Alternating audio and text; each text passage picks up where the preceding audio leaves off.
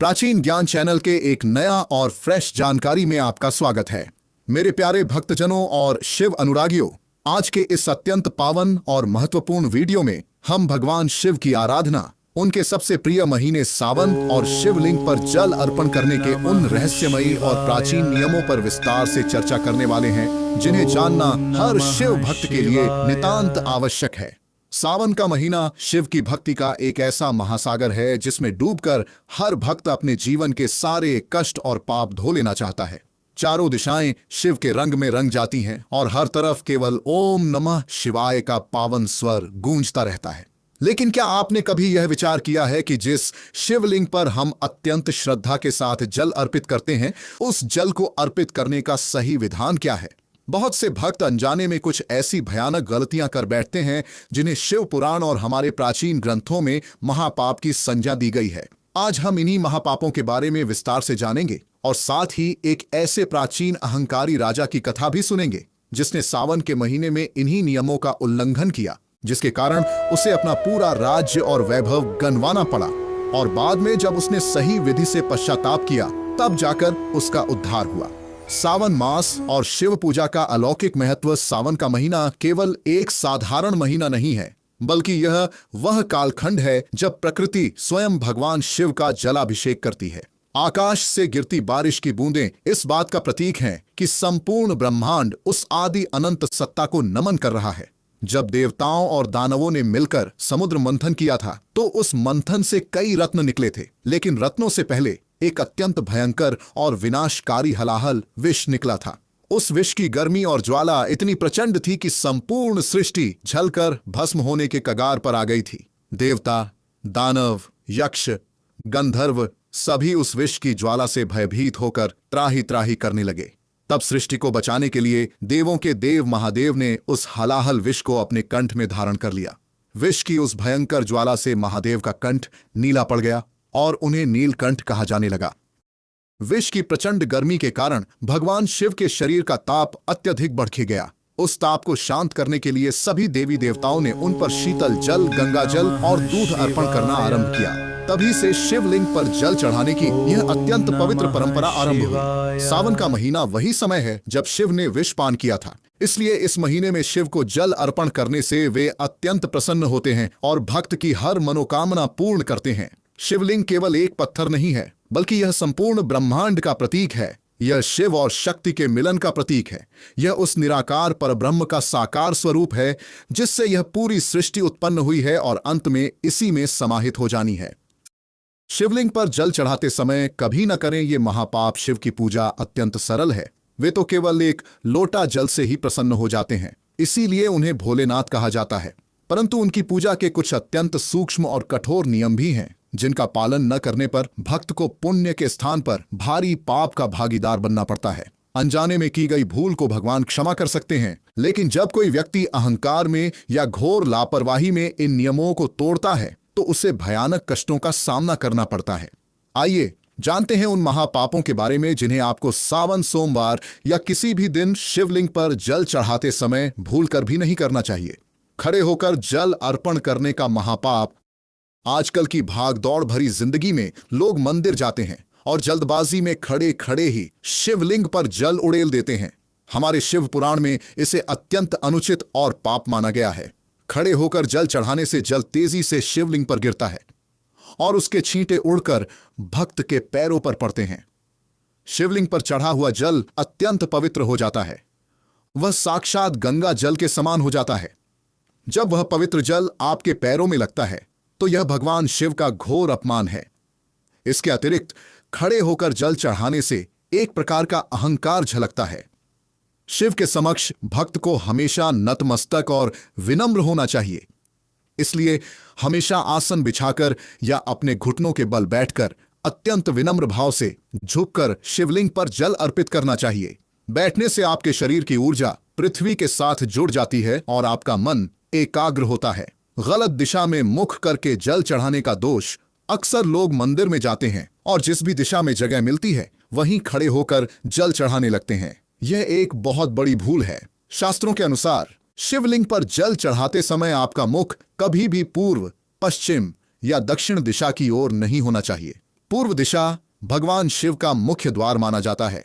यदि आप पूर्व की ओर मुख करके जल चढ़ाते हैं तो आप भगवान शिव के मुख्य द्वार को रोक रहे होते हैं। दक्षिण दिशा यमराज की दिशा मानी जाती है और इस दिशा में मुख करके जल चढ़ाने से अनिष्ट होने की संभावना बढ़ जाती है। पश्चिम दिशा की ओर मुख करके जल चढ़ाने से भी पूजा का पूर्ण फल प्राप्त नहीं होता। शिवलिंग पर जल चढ़ाने की सबसे उत्तम और शुभ दिशा उत्तर दिशा मानी गई है। उत्तर दिशा की ओर मुख करके जल चढ़ाने से आपका मुख भगवान शिव के कैलाश पर्वत की ओर होता है और साथ ही आप शिव और माता पार्वती दोनों का आशीर्वाद एक साथ प्राप्त करते हैं। जल की धारा को खंडित करने का पाप। जल चढ़ाते समय बहुत से लोग लोटे से जल को एक साथ धड़ाम से शिवलिंग पर गिरा देते हैं। यह तरीका बिल्कुल गलत है। शिव को जल अत्यंत धीमी गति से एक पतली और अटूट धारा के रूप में अर्पित करना चाहिए। जब जल एक निरंतर धारा में गिरता है तो यह आपके ध्यान और भक्ति की निरंतरता का प्रतीक होता है। यदि जल की धारा बीच में टूट जाती है तो इसका अर्थ है कि आपका ध्यान शिव से हट गया है। ओम नमः शिवाय मंत्र का मानसिक जाप करते हुए एक अत्यंत पतली धारा में धीरे धीरे जल अर्पण करना चाहिए। जितना समय आप जल चढ़ाने में लगाएंगे उतना ही अधिक समय आपका मन शिव के चरणों में लगा रहेगा और आपके भीतर की नकारात्मक ऊर्जा बाहर निकल जाएगी। जलधारी को लांघने का भयंकर महापाप। शिवलिंग के चारों ओर जो आधार होता है जहां से जल बहकर बाहर निकलता है उसे जलधारी कहा जाता है। जलधारी को माता पार्वती का हस्तकमल माना जाता है जिस पर साक्षात शिवलिंग विराजमान होता है। मंदिर की परिक्रमा करते समय या जल चढ़ाते समय बहुत से लोग अज्ञानतावश इस जलधारी को लांघ जाते हैं या उसे पार कर लेते हैं।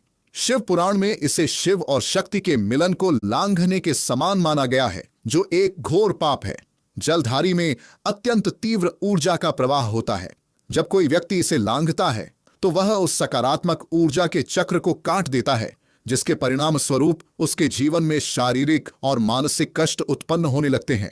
शिवलिंग की परिक्रमा हमेशा आधी ही करनी चाहिए। जलधारी तक जाकर वापस लौट आना चाहिए। इसे ही चंद्राकार परिक्रमा कहा जाता है। अनुचित धातु के पात्र का उपयोग भगवान शिव को जल अर्पण करने के लिए तांबे के लोटे को सबसे श्रेष्ठ और पवित्र माना गया है। तांबे का संबंध सूर्य से होता है और तांबे के पात्र में रखा जल रोगनाशक और अत्यंत पवित्र हो जाता है।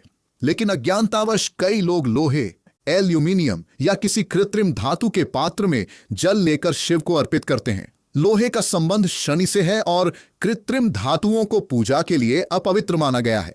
इसके अलावा एक बात का और ध्यान रखना चाहिए कि तांबे के लोटे में कभी भी दूध अर्पित नहीं करना चाहिए। तांबे के पात्र में दूध विष के समान हो जाता है। यदि आपको शिव जी को दूध अर्पण करना है तो उसके लिए चांदी, पीतल या मिट्टी के पात्र का ही उपयोग करना चाहिए। तांबे के पात्र में केवल जल और गंगा जल ही अर्पित करना उत्तम होता है। खंडित पात्र और अशुद्ध जल का दोष। अक्सर लोग घर से जो लौटा लेकर जाते हैं वह कहीं से पिचका हुआ या टूटा हुआ होता है। किसी भी खंडित या टूटे हुए पात्र से भगवान शिव की पूजा करना वर्जित है। इसके साथ ही जल हमेशा शुद्ध और स्वच्छ होना चाहिए। बहुत से लोग मंदिर के पास रखे हुए पुराने जल का उपयोग कर लेते हैं या बिना स्नान किए अपवित्र अवस्था में जल भर लेते हैं। शिव पूजा में पवित्रता का सबसे अधिक ध्यान रखना चाहिए। घर से ही स्वच्छ जल लेकर मंदिर जाना सबसे उत्तम है। जल में बिल्व पत्र, अक्षत और कुछ पुष्प डाल लेने से उस जल की पवित्रता और भी जाती है। दोस्तों, आगे जानकारी बताऊंगा उससे पहले आपसे निवेदन है, आप हमारे प्राचीन ज्ञान चैनल के इस वीडियो को भारत के किस राज्य से देख रहे हैं, आपके जिले क्या है या आपके गांव का नाम क्या है, कमेंट बॉक्स में अपना नाम और स्थान जरूर लिखना ताकि हमें भी पता चले हमारे दर्शक भारत के किस क्षेत्र से सबसे ज्यादा हमारे ज्ञानवर्धक जानकारी को देखते हैं। एक प्राचीन राजा की कथा जिसने जल चढ़ाने में भूल की और अपना राज्य गंवा दिया। आज से कई युग पूर्व आर्यावर्त की पवित्र भूमि पर चंद्रकेतु नाम का एक प्रतापी राजा राज करता था।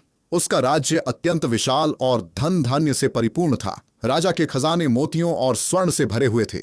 उसके राज्य की प्रजा सुखी थी, लेकिन अपार धन और सत्ता ने राजा चंद्रकेतु के मन में एक गहरा अहंकार पैदा कर दिया था। वह स्वयं को देवताओं के समान शक्तिशाली समझने लगा था। उसे लगता था कि इस पूरी पृथ्वी पर उसके समान महान और ऐश्वर्यवान कोई दूसरा व्यक्ति नहीं है। समय का चक्र घूमता रहा और सावन का पवित्र महीना आ गया। पूरे राज्य में शिव भक्ति की लहर दौड़ गई। प्रजा के सभी लोग अत्यंत श्रद्धा भाव से शिव मंदिरों में जाकर भगवान का जलाभिषेक करने लगे। राजा चंद्रकेतु ने भी सोचा कि वह भी शिव की पूजा करेगा, लेकिन उसके मन में भक्ति का भाव नहीं था, बल्कि वह अपनी प्रजा को अपना वैभव दिखाना चाहता था। उसने अपने मंत्रियों को आदेश दिया कि उसके लिए स्वर्ण का एक अत्यंत विशाल और भारी कलश तैयार किया जाए, जिसे हीरों और मोतियों से सजाया गया हो। राजा ने सोचा कि जब वह इतने महंगे कलश से शिव को जल चढ़ाएगा तो शिव भी उसके वैभव से आश्चर्यचकित हो जाएंगे। सावन के एक विशेष सोमवार को राजा चंद्रकेतु अपने पूरे राजसी ठाट बाट, सेना और ढोल नगाड़ों के साथ राज्य के सबसे प्राचीन और सिद्ध शिव मंदिर में पहुंचा। मंदिर में अनमान्य गरीब और साधारण भक्त अपनी बारी का इंतजार कर रहे थे, लेकिन राजा के सैनिकों ने अहंकार में आकर सभी भक्तों को धक्के मारकर बाहर निकाल दिया। राजा भारी कदमों से मंदिर के गर्भगृह में प्रवेश कर गया। उसका सीना अहंकार से चौड़ा था। गर्भगृह में प्रवेश करते ही राजा ने शिव पूजा के सभी प्राचीन नियमों को ताक पर रख दिया। उसके मन में न तो शिव के प्रति कोई सम्मान था और न ही पूजा की विधि का कोई ज्ञान।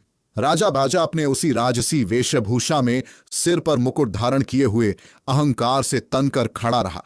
उसने झुककर महादेव को प्रणाम तक नहीं किया। उसने उस भारी स्वर्ण कलश को उठाया और बिना दिशा का ध्यान रखे दक्षिण दिशा की ओर मुख करके खड़े खड़े ही वह सारा जल एक ही झटके में शिवलिंग पर उड़ेल दिया। जल इतनी तेजी से शिवलिंग पर गिरा कि वह छलक कर पूरे गर्भगृह में फैल गया और उसके छींटे राजा के पैरों और जूते पर भी पड़े। राजा को इस बात का कोई आभास नहीं था कि वह कितना बड़ा महापाप कर रहा है। जल चढ़ाने के बाद जब राजा मुड़ने लगा तो उसने जल्दबाजी में उस पवित्र जलधारी को भी लांघ लिया जहां से शिवलिंग का जल बाहर निकलता है। मंदिर के वृद्ध पुजारी ने राजा को इस महापाप के प्रति सचेत करना चाहा, लेकिन अहंकार में अंधे राजा ने पुजारी का भी अपमान कर दिया और वहां से अपनी सेना के साथ वापस अपने महल लौट गया। राजा चंद्रकेतु को लगा कि उसने बहुत बड़ा धार्मिक कार्य किया है, लेकिन प्रकृति और ब्रह्मांड का संतुलन बिगड़ चुका था। भगवान शिव का अपमान और जलधारी को लांघने का महापाप तुरंत अपना प्रभाव दिखाने लगा। जैसे ही राजा ने जलधारी को लांघा था, उसके जीवन से और उसके राज्य से सारी सकारात्मक ऊर्जा समाप्त हो गई थी।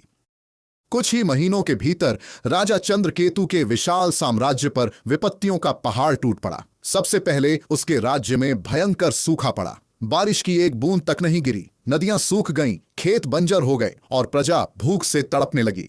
राजा का खजाना जो कभी स्वर्ण से भरा रहता था, वह प्रजा को भोजन कराने में ही खाली होने लगा। इसके तुरंत बाद पड़ोसी राज्य के एक अत्यंत क्रूर राजा ने चंद्रकेतु की इस कमजोर स्थिति का लाभ उठाया और अपनी एक विशाल सेना के साथ चंद्रकेतु के राज्य पर आक्रमण कर दिया। राजा चंद्रकेतु की सेना, जो कभी अजेय मानी जाती थी, वह इस युद्ध में बुरी तरह हार गई। उसके सेनापति मारे गए और शत्रु सेना ने महल पर अधिकार कर लिया। राजा चंद्रकेतु, जो कभी देवताओं के समान वैभव में रहता था, उसे अपने प्राण बचाने के लिए फटे पुराने कपड़े पहनकर आधी रात को एक चोर की भांति अपने ही राज्य से जंगल की ओर भागना पड़ा। राजा अब एक भिखारी बन चुका था। वह जंगलों में भटकता रहता, कंदमूल खाकर अपना जीवन व्यतीत करता। उसके पैरों में कांटे चुभते और जंगली जानवरों का भय हमेशा बना रहता। एक दिन जंगल में भटकते हुए राजा चंद्रकेतु भूख और प्यास से व्याकुल होकर एक नदी के किनारे गिर पड़ा। वह अपनी किस्मत पर रोने लगा कि आखिर उसने ऐसा कौन सा पाप किया था जिसकी इतनी भयानक सजा उसे मिल रही है। तभी वहां से महर्षि लोमश गुजर रहे थे। महर्षि लोमश अत्यंत सिद्ध और त्रिकालदर्शी ऋषि थे। उन्होंने जब उस भिखारी बने राजा को देखा तो वे अपनी दिव्य दृष्टि से उसके अतीत को समझ गए। महर्षि ने राजा के पास जाकर उसके माथे पर अपना कमंडल का पवित्र जल छिड़का। जल के स्पर्श से राजा को होश आया। उसने महर्षि के चरण पकड़ लिए और रोते हुए कहा, हे मुनिवर, मैं एक समय इस संपूर्ण आर्यावर्त का सबसे प्रतापी राजा था। आज मेरी यह दुर्दशा क्यों हो गई है? मैंने ऐसा कौन सा घोर पाप किया है कि मेरा सब कुछ छिन गया? महर्षि लोमश ने एक गहरी सांस ली और अत्यंत शांत स्वर में कहा, हे चंद्रकेतु, तुमने जो पाप किया है वह कोई साधारण पाप नहीं है। तुमने देवों के देव महादेव का अपमान किया है। सावन के उस पवित्र सोमवार को याद करो जब तुम मंदिर गए थे। तुमने भक्ति से नहीं बल्कि अहंकार से जल चढ़ाया था। महर्षि ने आगे कहा, तुमने शिवलिंग पर खड़े होकर जल उड़ेला, जिससे शिव का पवित्र जल तुम्हारे पैरों में लगा। तुमने दक्षिण दिशा की ओर मुख किया, जो मृत्यु के देवता यम की दिशा है। और सबसे बड़ा महापाप जो तुमने किया वह था जलधारी को लांघना। जलधारी माता पार्वती का स्वरूप है। उसे लांघकर तुमने शिव और शक्ति के मिलन की ऊर्जा को खंडित कर दिया। इसी महापाप के कारण तुम्हारे राज्य की रक्षा करने वाली ऊर्जा नष्ट हो गई और तुम्हारा यह पतन हुआ। यह सुनकर राजा चंद्रकेतु फूट फूट कर रोने लगा। उसे अपने अहंकार और अपनी मूर्खता का पूरा भान हो गया था। उसने महर्षि लोमश से पूछा, हे गुरुदेव, क्या मेरे इस घोर पाप का कोई प्रायश्चित है किसी है? क्या महादेव मुझे कभी क्षमा करेंगे? महर्षि लोमश ने करुणा भरे स्वर में कहा, महादेव तो भोलेनाथ हैं। वे जितने क्रोधित होते हैं उससे कहीं अधिक जल्दी प्रसन्न भी हो जाते हैं। यदि तुम्हारे मन में सच्चा पश्चाताप है तो तुम इसी वन में रहकर भगवान शिव की कठोर तपस्या करो। अगला सावन आने तक तुम केवल एक समय कंदमूल खाकर ओम नमः शिवाय का निरंतर मानसिक जाप करो। जब सावन का महीना आए तो पूर्ण पवित्रता और सही विधि से मिट्टी का एक शिवलिंग बनाकर उसका जलाभिषेक करना। यदि तुम्हारी भक्ति सच्ची हुई तो भोलेनाथ अवश्य कृपा करेंगे। राजा चंद्रकेतु ने महर्षि की आज्ञा को अपने जीवन का अंतिम लक्ष्य मान लिया। उसने अपने राजसी विचारों को पूरी तरह त्याग दिया। वह दिन रात वन में एक पेड़ के नीचे बैठकर केवल ओम नमः शिवाय का जाप करने लगा। सर्दी, गर्मी, बरसात, हर मौसम में वह अडिग होकर तपस्या करता रहा। उसका शरीर सूख कर कांटा हो गया, लेकिन उसके मन में शिव के प्रति अपार श्रद्धा और प्रेम उत्पन्न हो गया। अब उसके भीतर का सारा अहंकार भस्म हो चुका था। पूरे 1 वर्ष की कठोर तपस्या के बाद फिर से सावन का पवित्र महीना आया। सावन के पहले सोमवार को चंद्रकेतु ने प्रातःकाल नदी में स्नान किया। उसने नदी की शुद्ध मिट्टी से अत्यंत प्रेम और भाव के साथ एक सुंदर शिवलिंग का निर्माण किया। फिर उसने पलाश के पत्तों से एक पात्र बनाया और उसमें नदी का निर्मल जल भरा। अब वह राजा नहीं बल्कि शिव का एक सच्चा सेवक था। उसने शिवलिंग के सामने कुछ आसन बिछाया और घुटनों के बल बैठकर उत्तर दिशा की ओर मुख करके भगवान शिव का ध्यान किया। उसकी आंखों से पश्चाताप के आंसू बह रहे थे। उसने ओम नमः शिवाय का उच्चारण करते हुए अत्यंत धीमी गति से एक अटूट धारा के रूप में शिवलिंग पर वह जल अर्पित करना आरंभ किया। उसके आंसू भी उस जल के साथ मिलकर शिवलिंग पर गिर रहे थे। जल चढ़ाने के बाद उसने अत्यंत सावधानी से बिना जलधारी को लांघे वहीं बैठकर भगवान को साष्टांग प्रणाम किया। उसी क्षण वन में अद्भुत प्रकाश फैल गया। हवाएं सुगंधित हो गईं और पक्षियों का कलरव मधुर हो गया। राजा चंद्रकेतु के समक्ष स्वयं भगवान शिव अपने ज्योति स्वरूप में प्रकट हुए। उनकी आभा से पूरा जंगल जगमगा उठा। भगवान शिव की उस परम ऊर्जा को देखकर चंद्रकेतु उनके चरणों में गिर पड़ा। महादेव ने अत्यंत गंभीर परंतु प्रेमपूर्ण स्वर में कहा, उठो चंद्रकेतु, तुम्हारे सच्चे पश्चाताप और इस कठोर तपस्या ने तुम्हारे सभी पापों को भस्म कर दिया है। जल अर्पित करते समय तुमने जिन नियमों का पालन किया है और जो विनम्रता दिखाई है उससे मैं अत्यंत प्रसन्न हूं। अहंकार मनुष्य का सबसे बड़ा शत्रु है और जब तुमने उस शत्रु को परास्त कर दिया तो तुम मेरे सच्चे भक्त बन गए हो। मैं तुम्हें तुम्हारा खोया हुआ राज्य और वैभव पुनः प्रदान करता हूं। जाओ और अब एक धर्मपरायण और विनम्र राजा की भांति अपनी प्रजा का पालन करो। यह वरदान देकर भगवान शिव अंतर्ध्यान हो गए। राजा चंद्रकेतु का शरीर जो तपस्या से सूख गया था वह फिर से तेजवान और स्वस्थ हो गया।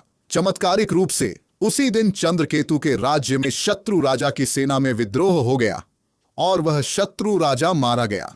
चंद्रकेतु के पुराने वफादार मंत्रियों ने सेना को एकत्रित किया और वे चंद्रकेतु को खोजते हुए क्षण में जंगल में आ पहुंचे। उन्होंने राजा को ससम्मान वापस महल में लाया।